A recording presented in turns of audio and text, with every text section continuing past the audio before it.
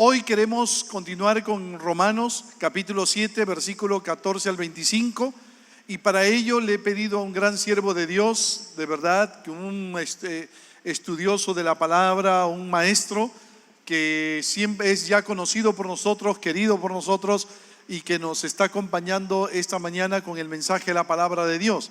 Y así que le pedí que hoy nos comparta este pasaje un poco difícil para algunos, otros más sencillo. Sin embargo, él lo difícil lo hace sencillo, así que él va a compartir el mensaje de la palabra de Dios hoy día. Quiero invitar al pastor Miguel Guimet que pueda compartir con nosotros el mensaje de Romanos capítulo 7. Amén. La recibimos con cariño. Bienvenido, Miguel, Dios te guarde. Gracias, Fernando. Gracias. Queridos hermanos, muy buenas tardes.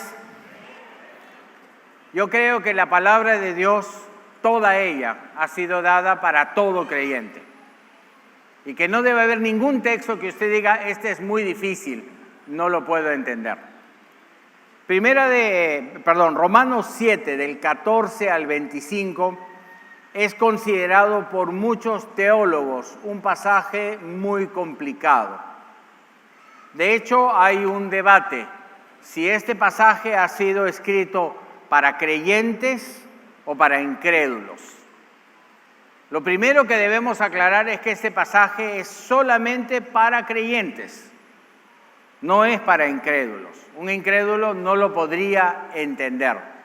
Y Pablo en Romanos 7, en el versículo 5, deja esto muy claro cuando dice: mientras estábamos en la carne, las pasiones eran activadas por el pecado.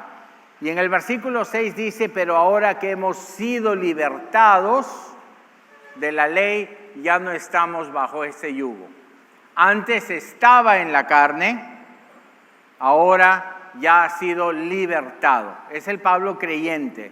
Pablo, un apóstol, maestro de la Escritura, revelación de Dios, tercer cielo. Escribe este pasaje en primera persona. Está hablando de sí mismo. De todas maneras, es un pasaje para creyentes. Y no es un pasaje para creyentes carnales. Algunos piensan que es un pasaje para cuando Pablo todavía era un creyente carnal. No, este pasaje es solamente para creyentes maduros. El creyente carnal no lo va a entender, no le va a impactar, pero el creyente maduro sí. Quiero pedir entonces a todos los creyentes inmaduros que por favor se retiren. Bueno, a lo mejor usted cree que es creyente maduro. No se preocupe, vamos a terminar con 5 preguntas. Y si usted contestara a las 5 sí, usted es un creyente maduro. Va a haber un pequeño test al final. No sé si le gustan esas revistas que trae test. Sepa si usted es obsesivo y usted contesta todos los tests que ven las revistas, no necesita contestar el test. Usted es obsesivo. Si no, no haría el test. No, o es una persona curiosa. Vea en este test si usted es una persona curiosa. Y hace el test y resulta que es curioso, claro. Por eso hizo el test, porque era curioso. Este pasaje es del creyente maduro en la fe. Y tenemos que hacer 2 pequeñas consideraciones para empezar. La primera de ellas es importante saber, con respecto al creyente y al pecado, es necesario saber que todo creyente puede pecar. Hay algunos que enseñan que el creyente no peca. Y si uno lee Primera de Juan, capítulo 3, versículo 9, tiene la impresión que es así. Se los leo. Dice Juan: todo el que es nacido de Dios no practica el pecado, porque la simiente de Dios permanece en él y no puede pecar porque es nacido de Dios. Es probable que usted diga, bueno, la Biblia dice claramente, el que es nacido de Dios no puede pecar. Bueno, hay una palabra que debe considerar, y es la palabra no practica el pecado. Verá, si usted en algún momento, tristemente, tropieza y peca en algo, se arrepiente, le entristece su pecado, lo aborrece. ¿Estamos bien? Pero si usted tiene un pecado voluntario, recurrente en su vida cristiana, entonces usted sí está practicando el pecado. Y esa práctica del pecado es un riesgo espiritual muy grande sobre su vida. Yo no quiero darle ninguna tranquilidad. Si usted tiene un pecado, que usted sabe que es pecado, y voluntariamente lo practica en su vida, entonces usted tiene un problema muy serio. Y debe hacer una revolución en su vida, pero debe salir de ese pecado. Por ejemplo, ¿qué? He dado varios ejemplos de mayores, voy a dar uno de menores. Usted siempre le discute a sus padres. No mamá, no papá, no me gusta así no. Y lo hace todo el tiempo, desobedeciendo a sus padres. Eso es pecado. Usted debe honrar y obedecer a sus padres. Y si usted dice que es creyente y continúa practicando este pecado, entonces tiene un problema. Y un problema que usted debe cambiar. O por ejemplo, usted es una persona chismosa. Está todo el día, ahora el chismoso ya no tiene que estar parado atrás de la puerta, solo necesita Facebook, ¿no? Y hacerse amigo, del otro amigo, del más allá. Y está todo el día mirando qué dicen, qué no dicen, interesándose por cosas que no le interesan, no le competen. La Biblia dice que el chisme es pecado. Y si usted voluntaria y conscientemente, siendo cristiano, está todo el día viendo cosas de otros en Facebook, que creo que es para lo único para que sirve, entonces usted está pecando. Y ese pecado voluntario, consciente, después de haber conocido la verdad, es un problema muy serio. Y usted no lo debe tomar a la ligera. Vamos a aprender un poquito más mientras vamos avanzando. Entonces, la primera consideración: los creyentes sí pecan. Y Juan dice en 1 de Juan 1:8, si dijéramos que no tenemos pecado, nos engañamos a nosotros mismos. Y en el capítulo 2:1 dice, estas cosas les escribo para que no pequen. Entonces entienda que 1 de Juan 3:9 está advirtiendo contra la práctica del pecado. ¿Estamos claros? Hemos establecido que el creyente sí peca. De repente acá hay una excepción. ¿Hay algún creyente acá que no peca? Podríamos ver su mano. Que diga, yo soy cristiano y no peco. ¡Sa! Sin ninguna duda, mano arriba. ¿No? Entonces parece que estamos con cristianos maduros. Hay otras personas que creen que es obligatorio pecar. Que el ser humano no puede evitar pecar, que tiene que pecar. Tiene naturaleza caída, tiene inclinación al mal y que está obligado a pecar. Y cuando uno le insiste un poco para que deje pecado, inmediatamente le dicen no seas legalista, ¿no? El ser humano no puede dejar de pecar. Eso es falso. Todo pecado en su vida es un acto voluntario del cual usted es responsable. Usted podría dejar de pecar. Si quiere, yo le ayudo. Agarro un garrote y le doy un golpe en la cabeza. ¡Pac! 24 horas usted no va a pecar. Ahora, tiene que ser un garrote. No puede ser una pastilla para dormir. Porque hay creyentes que hasta cuando sueñan pecan. Y por si acaso, si usted sueña y peca, arrepiéntase de su pecado, porque el que soñó es usted. Nadie ha soñado en su cabeza. Usted mismo ha estado soñando. Entonces, cuando usted está en coma, a lo mejor no está pecando.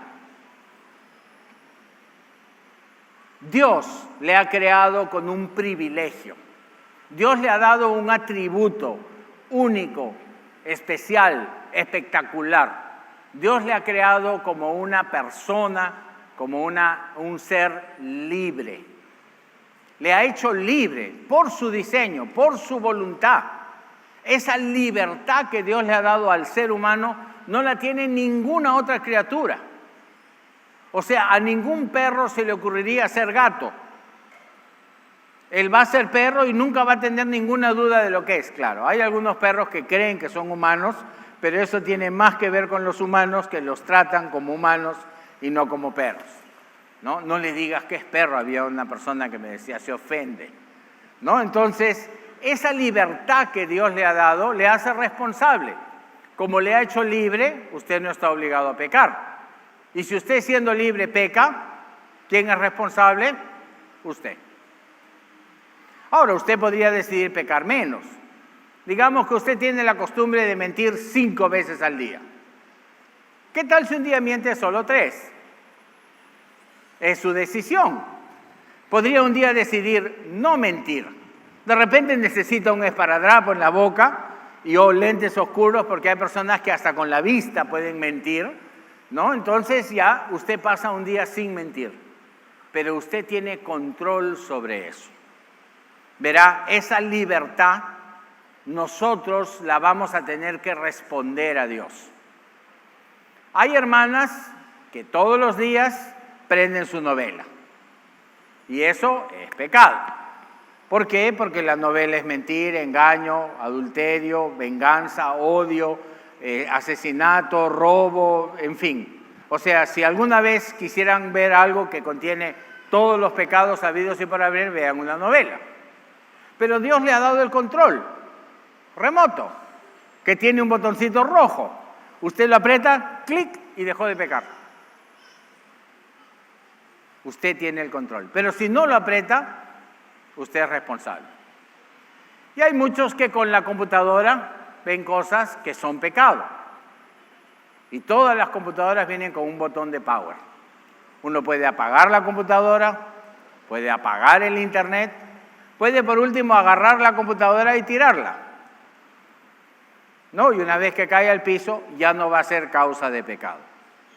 Pero no hacemos eso. Pagamos el internet, queremos más velocidad y queremos una mejor pantalla, más resolución para seguir pecando. Y esa libertad la tienen de Dios. No pecan obligados, ustedes deciden pecar. ¿Estamos claros? Es más, Dios ha dicho que no va a ser usted tentado más allá de lo que pueda resistir, que con la prueba Dios también le va a dar una salida. Quiere decir que si usted me cuenta y me dice, no, mire que eso fue una conspiración y cuando yo me di cuenta ya estaba en la cama con la mujer, como si hubiera sido un accidente, un rapto. No le digo, usted ha tomado un montón de decisiones y ha terminado en adulterio porque eso es lo que ha querido hacer. Ya hemos avanzado bastante, estamos comprendiendo cómo funciona el ser humano. Siguiente, todas las personas toman decisiones porque tienen libre voluntad. Usted decide lo que quiere hacer. Y hay básicamente 3 niveles de decisión. Hay decisiones muy mecánicas y automáticas. Por ejemplo, el otro día, sacando una bandeja del horno, ayudando a mi esposa, me quemé 2 dedos.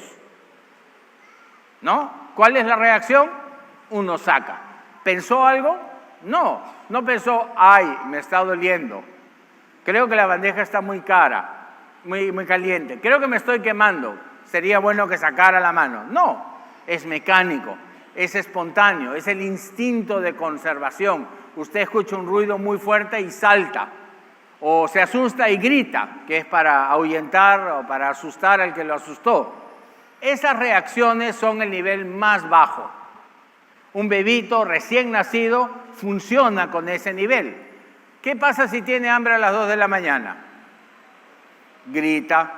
¿Está pensando mi mamá se acaba de acostar y está cansada? No. ¿Está pensando los vecinos quisieran tener una noche tranquila? No, simplemente grita. Nivel más bajo. No significa que esas reacciones que Dios las ha programado como preservación son buenas. Usted en una reacción espontánea puede matar a una persona, puede agredir a una persona en una reacción violenta. Entonces, ese es el nivel más primitivo. El segundo nivel es cuando nosotros decidimos con nuestras pasiones, señalo la barriga, con nuestros gustos, con nuestras ambiciones, con nuestros deseos, las cosas que nos gustan y las cosas que detestamos.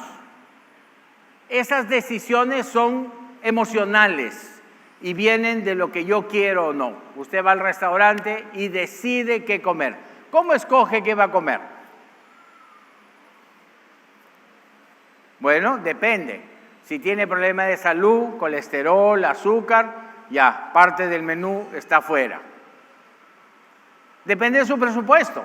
De repente no hay mucho billete, entonces parte del menú también queda fuera. Y al final, ¿qué escoge para comer? Lo que le gusta, lo que quiere comer. ¿O escoge usted algo que no le gusta? No, escoge lo que le gusta. No sé que sea, no sé, masoquista. O su esposa le escoja a usted lo que usted debe comer. No, sírvete esto y usted no quiere comer eso. Esas son las decisiones emocionales. Dependen de nuestros gustos, pasiones, deseos, de nuestras emociones. Y esas decisiones normalmente son muy malas. Obedecen a un apetito y generalmente lo que escogemos no es lo que nos conviene. Y el tercer nivel de decisión es en la cabeza. Usted puede decidir cosas porque ha meditado, ha reflexionado, ha evaluado, ha escogido una cosa sobre la otra después de un análisis. Está usted en una reunión con su jefe, muy antipático, inmediatamente su barriga le dice patéalo y la cabeza le dice no, un momento, espera, si lo pateas te despide, si te despide no hay cheque y sin cheque no pagas tu internet. ¿No? Entonces usted dice sí, jefecito, porque ha meditado.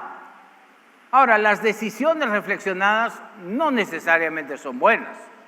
Un ladrón de bancos también hace su plan y medita, mejor a esta hora y menos gente, o cómo desconectar la alarma, cuál es el plan para fugarse después del robo. Está reflexionando para hacer algo malo.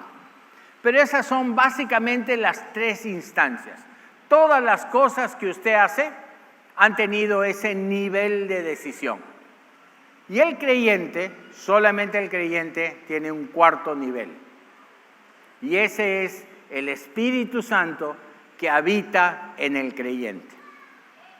El Espíritu Santo se manifiesta en su vida a través del conocimiento de la palabra de Dios. Entonces, cuando usted está meditando, y note que el Espíritu Santo no obra a nivel de reacciones bajas, sino solamente las meditadas, usted dice, la Biblia dice, y por lo tanto no lo debo hacer. Ese sería un nivel de decisión espiritual. Solo el creyente hace eso. ¿No le parece? Su deseo sería hacerlo, seguir en ello, por ejemplo, enamorarse de una persona del mundo, y la Biblia prohíbe el yugo desigual, y uno dice, no voy a ni seguir pensando en este tema porque no es de Dios. Esa es una decisión de nivel alto y es una decisión espiritual, porque está tomando un criterio de la palabra de Dios y aplicándolo a su vida. Les voy dando una pista. Por ahí está el creyente maduro, no sé si me entienden. Cuando usted se convierte, cuando usted recibe al Señor, lo que pasa es que el Espíritu Santo le ilumina la mente, le muestra la palabra de Dios y le dice, esto es lo que Dios quiere que tú hagas.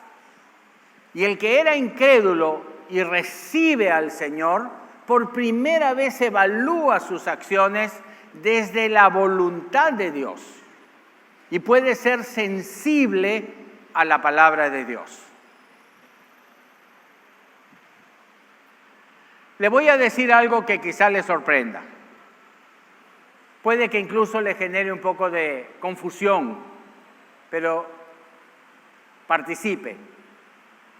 Cristo, cuando murió en la cruz, no murió por su naturaleza carnal. No derramó una sola gota de sangre por su cuerpo. Él murió por su alma, por su persona, pero no por su naturaleza terrenal.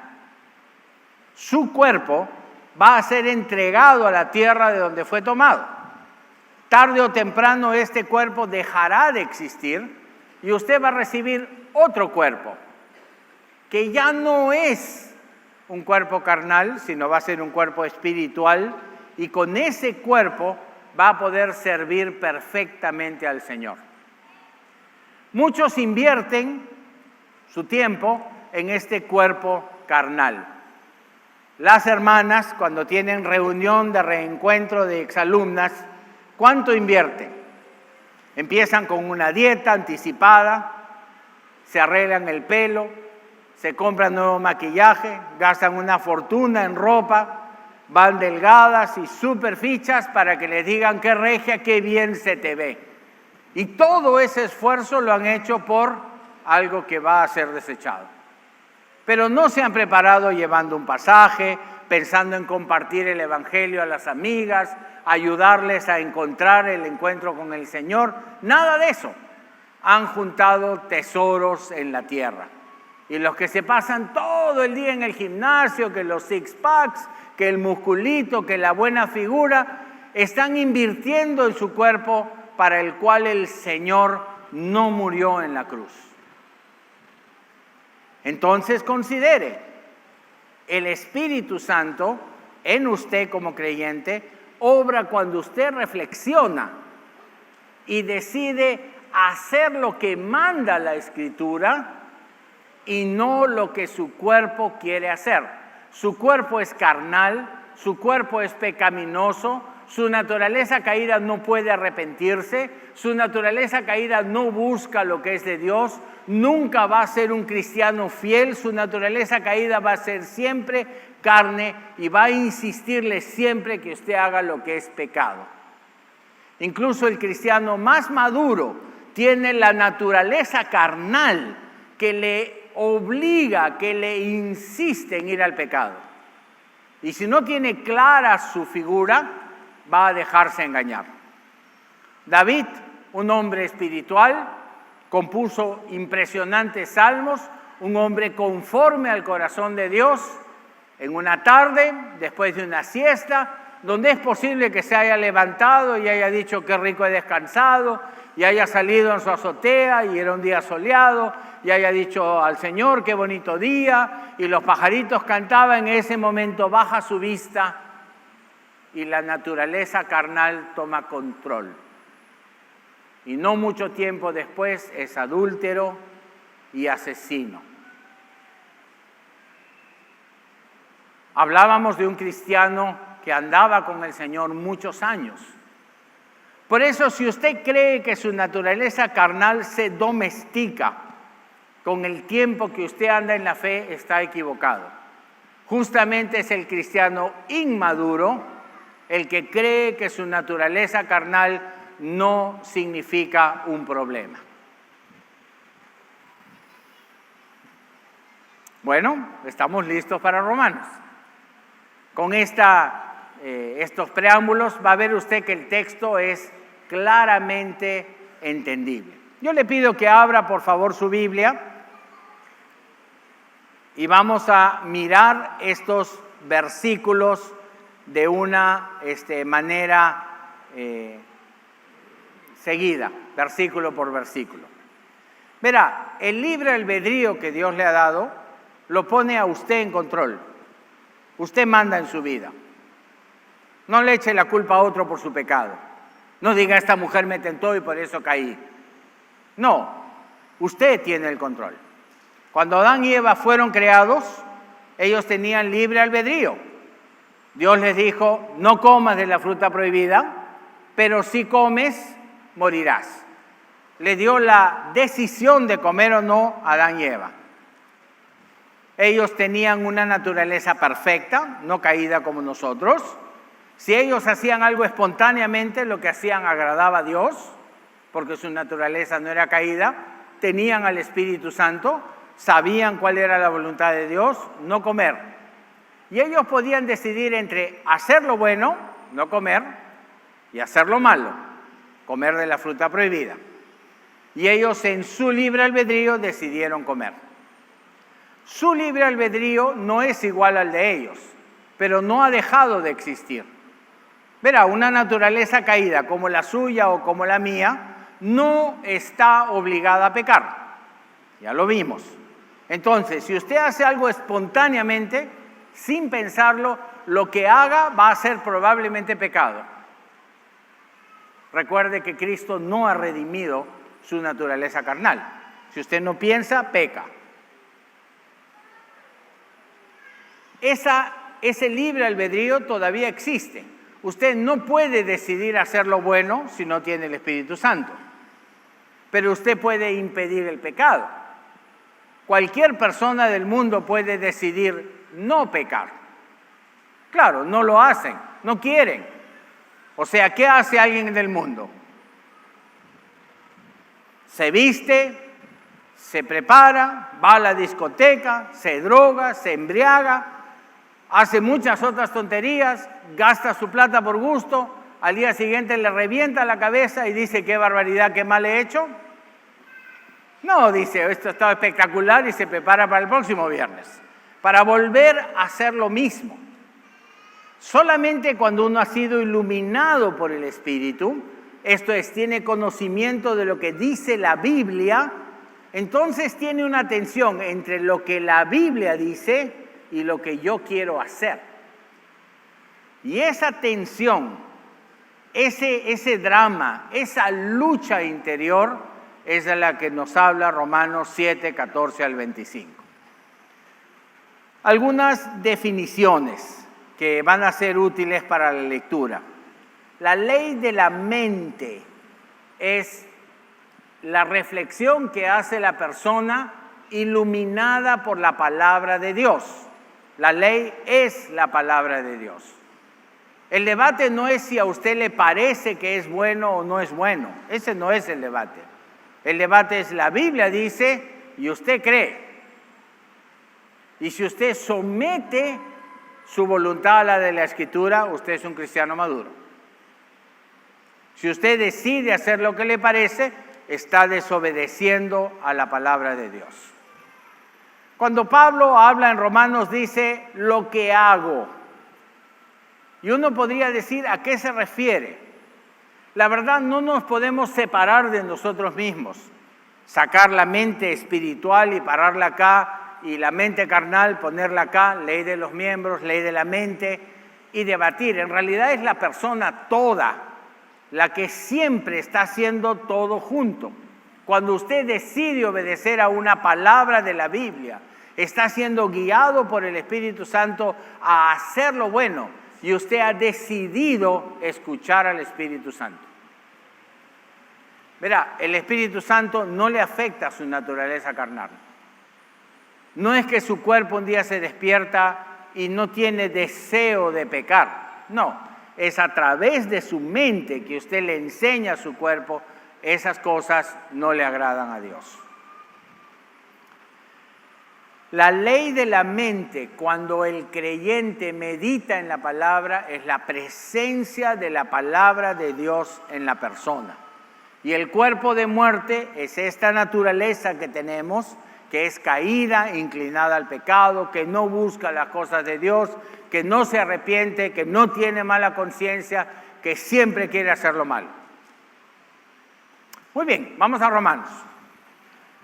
Pablo empieza en Romanos 7:14 diciendo, sabemos que la ley es espiritual, pero yo, habiendo sido vendido a la esclavitud del pecado, soy carnal. Algunos dicen, ahí queda claro, Pablo no está hablando de sí mismo como creyente. Por supuesto que sí, solamente el creyente maduro tiene esta lucha. Sabe que la ley es espiritual, es de Dios, es voluntad de Dios, es palabra de Dios, y él es consciente que él es carnal.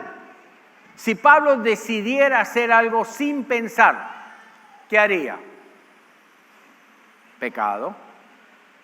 No solo Pablo, usted también. Si a usted le dicen, vamos a hacer esto, vamos a hacer, y no piensa, es muy probable que lo que haga sea pecado. Si usted se detiene y dice, ¿qué es lo que me dice que vamos a hacer esto? ¿Qué dice la Escritura? Y repasa la Escritura en su mente. De repente no tiene que repasar mucho rato, son muy pocos pasajes que conoce, 2 o 3, y dice, bueno, no veo, no sé nada. Mientras más conoce de la Escritura, más claramente usted es espiritual. Siempre puede preguntar y decir, ¿conviene o no conviene? Entonces Pablo está reconociendo en Romanos 7:14 que la ley, la voluntad de Dios y lo que Él quiere hacer son opuestos. Querido hermano en Cristo, con todo cariño, si usted sigue sus decisiones, sus deseos, sus apetitos, es muy probable que usted esté yendo en contra de la voluntad de Dios. El ejercicio es así. La Biblia dice, yo quiero. ¿Quién gana? Depende. Depende, ¿cierto? Si está muy enamorado de un incrédulo, ¿quién gana? Si usted empieza a argumentar y dice, pero se va a convertir, no lo puedo invitar a la iglesia, no lo puedo traer a la iglesia, se va a convertir y entonces no hay problema. En ese momento usted está en yugo desigual y no puede orar porque la persona se convierta porque está en pecado. Entonces, esta tensión, este drama, solo lo tiene el cristiano maduro. Si usted nunca ha tenido que debatir sus acciones con la palabra, nunca ha tenido la experiencia que está describiendo Pablo en Romanos. Versículo 15, porque lo que hago no lo comprendo, porque no hago lo que quiero, sino lo que aborrezco, eso hago. Y esa es la sorpresa. Uno quisiera como cristiano, a medida que crece en la fe, ya no tener tentaciones, ya no estar constantemente siendo seducido por el pecado. De repente usted está acostumbrado a mirar lo que no debe, y eso no una vez, 1.000.000 de veces. Y sigue avanzando en la fe y sigue siendo tentado. Y usted dice, pero ya es hora de que esto termine. Sueña con ganarse la lotería, sueña con tener dinero, sueña con alcanzar una buena posición, todas cosas del mundo que no tienen valor a los ojos de Dios. Y usted no renuncia a sus sueños del mundo. Y debería, ha crecido en la fe, lee su Biblia todos los días, viene a la iglesia, tiene al Espíritu Santo. ¿Cómo es posible que todavía esta seducción de la carne continúe? Eso es exactamente lo que está diciendo Pablo. Lo que hago no lo comprendo. ¿Por qué sigo queriendo ser rico? ¿Por qué? La Biblia dice que no es necesario ser rico, que no es ni siquiera bueno ser rico, que difícilmente un rico entra al reino de los cielos. Y sin embargo, lo que hago no lo comprendo. No hago lo que quiero, servir íntegramente al Señor, sino lo que aborrezco, eso hago. No sé si ve que es un diálogo muy íntimo de un cristiano muy maduro.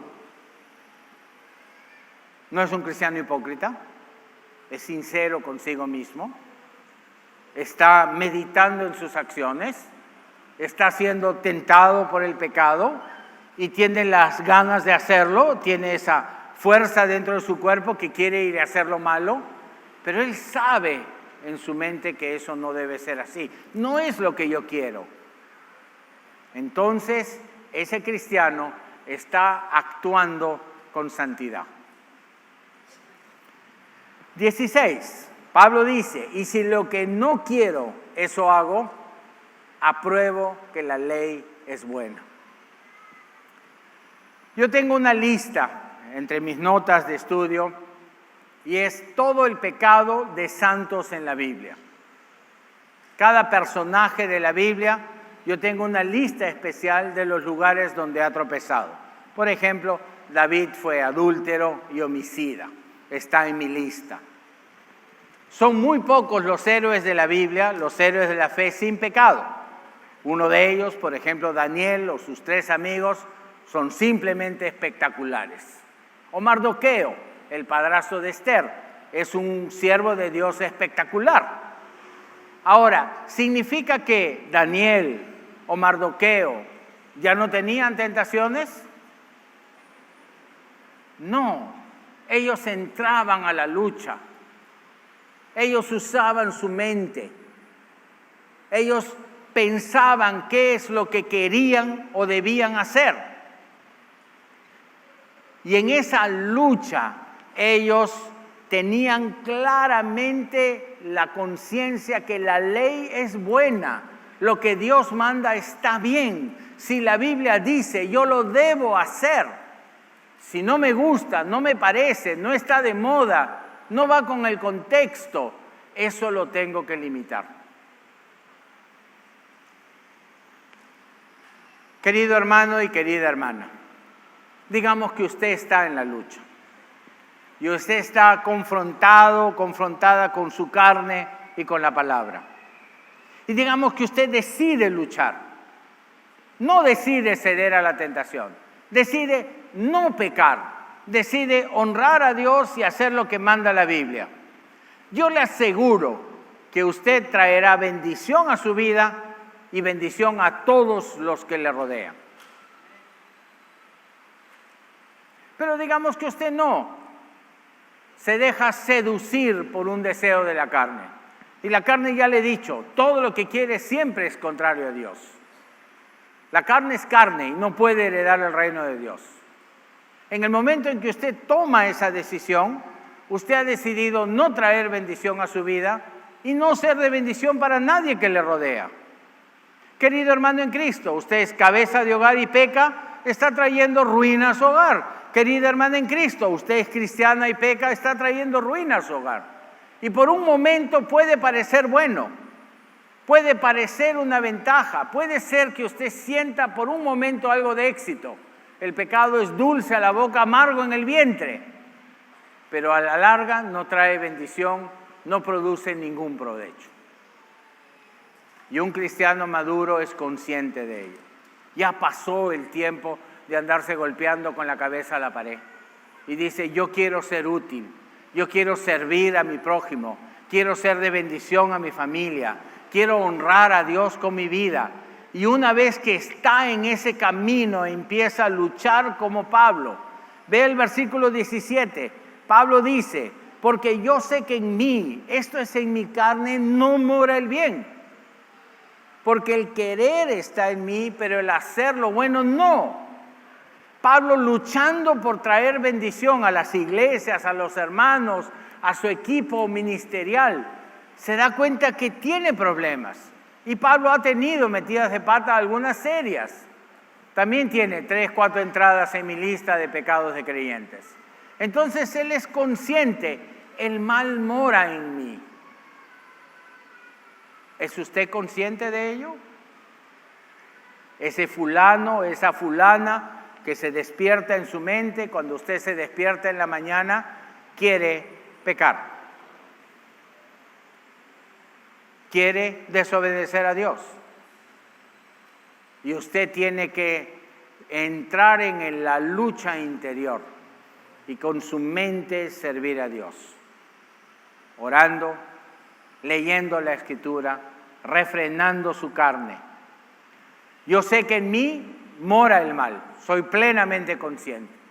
Y a lo largo de mi vida, para varias áreas, he puesto reglas que me ayuden a no meterme en problemas. Por ejemplo, nunca estoy a solas con una mujer.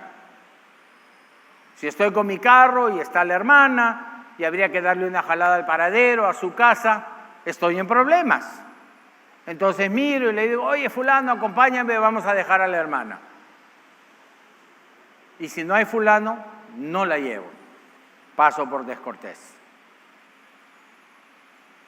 En Estados Unidos teníamos estudio bíblico en mi casa, 10 grados bajo cero, hacía frío. Y esta hermana llega temprano. Estoy solo en la casa y la hermana llega. Usted puede decir, pero ¿qué tiene de malo? Pasa hermana, ella se sienta en el sillón del fondo, usted se sienta en el sillón al lado de la puerta, tienen una conversación casual. No sé, llega mi esposa y nos ve a los dos solos en la sala, o llega algún otro hermano o hermana, nos ve solos en la casa, no hay nadie en la casa. Yo no me meto en esos problemas, no sé si me entienden, no entro al lugar caliente. Entonces, Lo único que hice, le dije, hermana, bienvenida, pase, por favor, tome asiento, y yo me fui afuera. Y me empecé a congelar inmediatamente. No había sacado mi casaca, fue muy espontáneo, no había planificado qué pasaba si llega una hermana temprano. Normalmente cuando llega temprano no hay problema, le digo voy a sacar la basura o lo que sea que todavía pueda hacer. Pero ahí estaba parado afuera rogando que llegue alguien de mi familia antes de congelarme. Yo quiero servir al Señor y quiero animarle a que usted haga lo mismo, que tenga un cambio en su vida. Servir a la carne, de esos hay miles de millones en el planeta. Tener éxito, salir adelante, juntar dinero, ser el más guapo, ser la más linda, ser el más delgado, de esos sobran en este mundo. Pero ser portador de bendición, eso es lo que interesa. Sea consciente, el mal mora en usted. El enemigo lo lleva puesto. Y le digo, no es Satanás, el enemigo es el pecado. Entonces Pablo llega al versículo 19 y dice, no hago el bien que quiero, sino el mal que no quiero, ese hago. Y si lo que no quiero, eso hago, ya no obra yo, sino el pecado que mora en mí. Pablo distingue claramente lo que él quiere hacer como siervo de Dios y lo que el pecado en su vida quiere hacer. Ese nivel de claridad solo con la Biblia. Solo con la Biblia.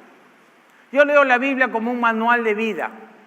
¿Qué me dice Dios que debo hacer? No leo la Biblia para discutir el versículo, para decir, está fuera de contexto, está pasado de moda, a Dios ya no le interesa eso, está preocupado de otras cosas. No, Dios me está diciendo, así quiero que vivas. Y cuando usted toma una decisión así, automáticamente llega a Romanos 7. Porque dice, he tomado la decisión de servir al Señor y sigo siendo jalado por el pecado. Pablo llega casi hasta la desesperación. Y usted lo puede notar en su pasaje. Versículo 21, queriendo yo hacer lo bueno, hallo esta ley, que el mal está en mí.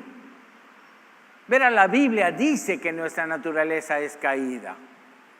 No la de algunos, la de todos. No solo la de los hijos o del esposo. La suya también, la de los padres. La de la esposa, que puede a veces sentirse mejor que el esposo. Todas las naturalezas son caídas. Y uno tiene que ser consciente, y así como el versículo 22 dice, en el hombre interior deleitarse en la ley de Dios. Ese es el punto donde ya no hay debate. Verá, tengo un amigo, le gusta un poquito ir rápido. Y su carro tiene autocruise. Usted aprieta un botón y mantiene la velocidad. Entonces el cartel dice 100, usted llega a 100 y aprieta el botón. Listo.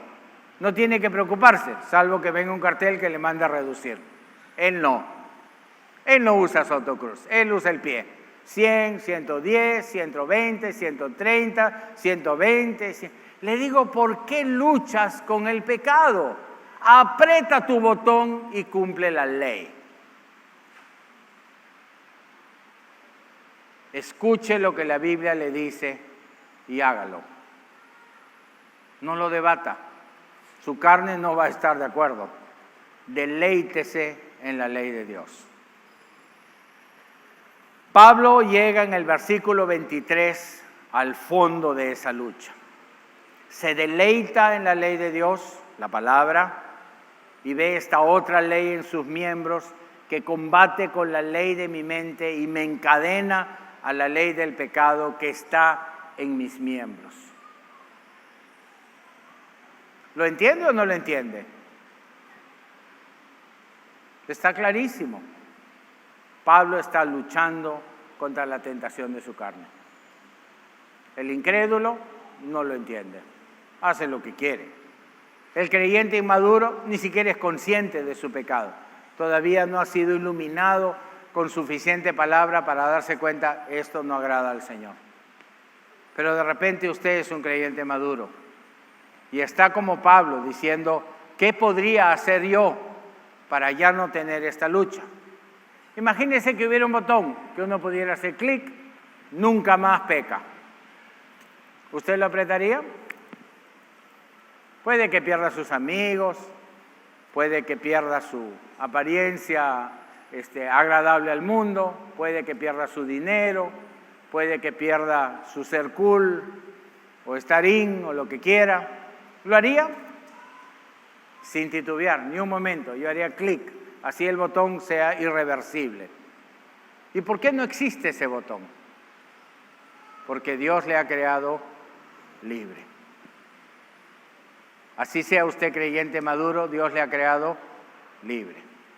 Y Dios quiere que usted le obedezca por voluntad propia. No porque le mandan, no porque le dicen, no porque lo obligan, sino porque usted quiere. Y a ese nivel de fe cristiana yo lo quiero desafiar. Yo quiero que Romanos 7 sea su pasaje. Que usted esté luchando dentro de sí en ser un siervo, una sierva de Dios que quiere honrar a Dios. Pablo lo trató seriamente y estamos seguros que sí. Y llega en el versículo 24 a una conclusión. Dice: miserable de mí, ¿quién me librará de este cuerpo de muerte? ¿Alguna vez ha sido tentado por el pecado y usted ha estado quemándose ahí en el borde del pecado y ha dicho: miserable de mí, ¿quién me libra de este cuerpo de muerte? Y ahí el Señor misericordioso le da un infarto, ¡plac!, y usted cae muerto. Se acabó el problema.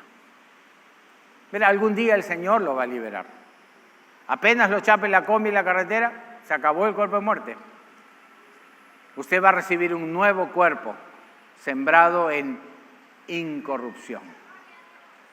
Mientras esperamos esa liberación, tenemos que seguir el ejemplo del Pablo del versículo 25, diciendo: gracias sean dadas a Dios por Jesús el Cristo, Señor nuestro.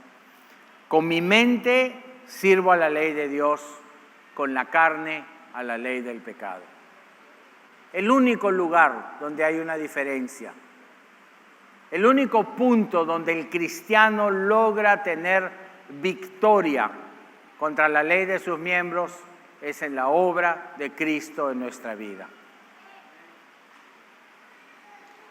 ¿Qué le parece si tomamos el test? Dígame, ¿entendió Romanos 7? ¿Es complicado? No es complicado. Una vez que yo sé que mi naturaleza carnal está ahí y que solo la muerte se la va a llevar, sé que toda mi vida tengo que luchar con ella.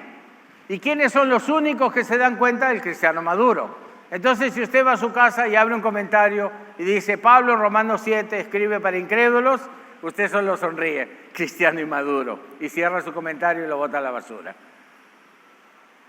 No es un pasaje complicado.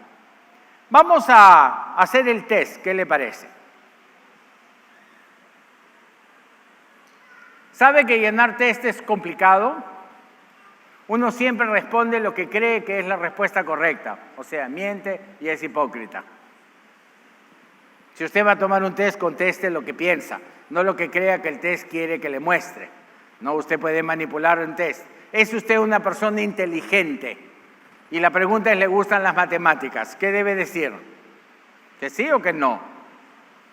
¿Le gustan las matemáticas? Las odia, pero sabe que a una persona inteligente normalmente le gustan las matemáticas. Entonces es hipócrita y miente y contesta sí. ¿Para qué toma el test? Le animo que responda con sinceridad a las 5 preguntas. De repente piense un poco en su experiencia, días, semanas, meses pasados, para contestar. Dígame, ¿odia usted su pecado? No me conteste a mí. Segundo, ¿quiere por decisión propia hacer lo bueno? Sin que nadie lo obligue, porque usted quiere hacer lo bueno. ¿Se entiende? Obedecer a la palabra. Tercero, usted se deleita, se goza en obedecer lo que le manda la Biblia. Recuerden, no me refiero a su naturaleza carnal. Esa no se deleita jamás con la palabra. Me refiero a usted, al cristiano maduro. Se deleita obedeciendo la Biblia.